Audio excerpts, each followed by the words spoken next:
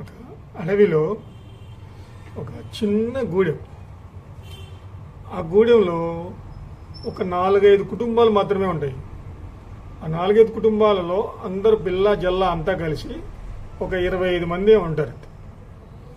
ఆ కుటుంబాలకి ఒక పెద్ద మనిషి ఉంటాడు, పెద్ద ఉంటాడు.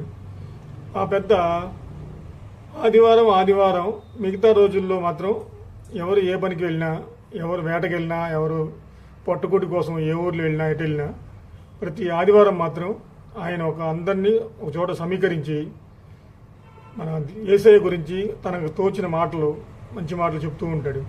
మన కొరకు యేసయ్య ఎక్కడికి వచ్చాడు, లోకానికి వచ్చాడు, మన పాపాల నిమిత్తం ఇక్కడికి వచ్చాడు, మీరు పరిశుద్ధంగా ఉండండి అని ప్రతి ఆదివారం అందరినీ సమీకరించి ప్రార్థన చేపిస్తూ ఉంటాడు. వాళ్ళు అలాగే నిత్యం ప్రార్థన చేస్తూ ఉంటారు. ఉదయం బయటికి వెళ్ళినప్పుడు కానీ, వేటకి వెళ్ళినప్పుడు కానీ, వేరే పనుల మీద వెళ్ళినప్పుడు కానీ ప్రార్థన చేయకుండా మాత్రం వెళ్ళేవాళ్ళు కాదు. అంత పరిశుద్ధంగా ఉండేవాళ్ళు. అట్లా గడుస్తూ ఉంది. కొన్నాళ్ల తర్వాత ఒకరోజు హఠాత్తుగా ఆ గూడెంలోకి ఒక పెద్ద పులి వస్తుంది. అంత భయంగా పిల్లల్ని జల్లాలు తీసుకొని సంకలో పెట్టుకొని ఇళ్లలో పరిగెత్తుతారు. ఒక 2 పిల్లలు మాత్రం బయట ఆడుకుంటూ ఉండిపోతారు. అలానే ఏం చేయాలో, ఎలా తీసుకెళ్ళాలో లోపలికి అర్థం కాక అల్లాడిపోతూ ఉంటారు. ఒక్కసారిగా మోకాళ్ళ మీద కూర్చొని ఆ పిల్లల తండ్రి లోపలే కూర్చొని, అయ్యా నిత్యం నీ ప్రార్థన లేదే మేము ఎక్కడికి వెళ్ళము, నువ్వు తప్ప మాకు వేరే దేవుడు లేడు, మేము ప్రార్థన చేయకుండా ఏ పని మొదలు పెట్టము, ఏది కొన్నా మీ ప్రార్థన చేసుకుంటే దాన్ని చేయము నాయన.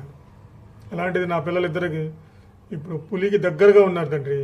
అయ్యా మేము వెళ్దామా అంటే మాకు ధైర్యం సరిపోవట్లేదు నాయన, మీరే కాపాడాలి తండ్రి. మేము ప్రార్థన లేదే ఏమి చేయమని మీకు తెలుసు నాయన, మేము ఏ పాపం చేయలేదు నాయన. అయ్యా వాళ్ళిద్దరిని కాపాడితే పిల్లలిద్దరిని మీ సేవ కొరకై వాడతాను తండ్రి, మీకు అసాధ్యమైనది ఏది లేదు నాయన. ఈ ఆపద నుంచి నా పిల్లలిద్దరిని కాపాడు నాయన అని బోరున ఏడుస్తూ విలపిస్తూ ఉంటుంది. అప్పుడు యేసయ్య ఒక్కసారిగా పో సైతానా అంటాడు. అది వాళ్ళకి అనిపించదు, కానీ ఆ పులి మాత్రం ఎవరో కర్రబెట్టి కొడుతున్నట్టు, ఎవరు వెంటబడుతున్నట్టు స్పీడ్గా వెనక్కి తిరిగి పరిగెత్తుకుంటూ వెళ్ళిపోతుంది. వాళ్ళకు ఒక్కసారికి ఏం అర్థం కాదు.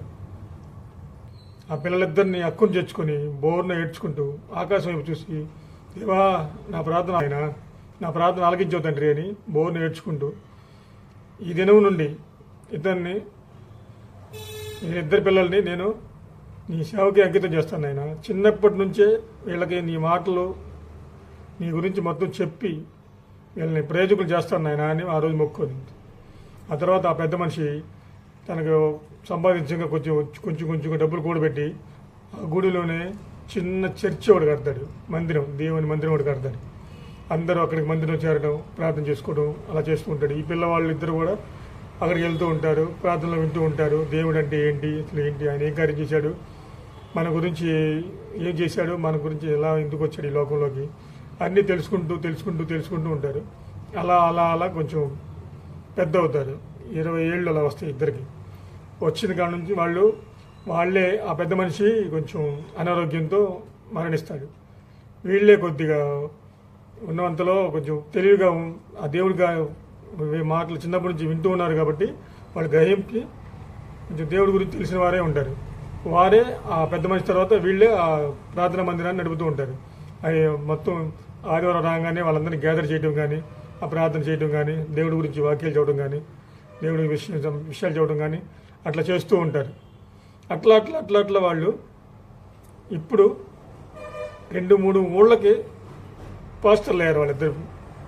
ఆ రోజు పులి నోటి నుంచి కాపాడబడిన వారు ఇప్పుడు 2-3 ఊళ్ళకే పాస్టర్లు అయ్యి ఆ గూడెలన్నింటినీ, ఆ ఊర్లన్నింటినీ వాళ్ళు దేవుని మార్గంలోకి నడిపిస్తున్నారు. ప్రభువైన యేసుక్రీస్తు నామమునకే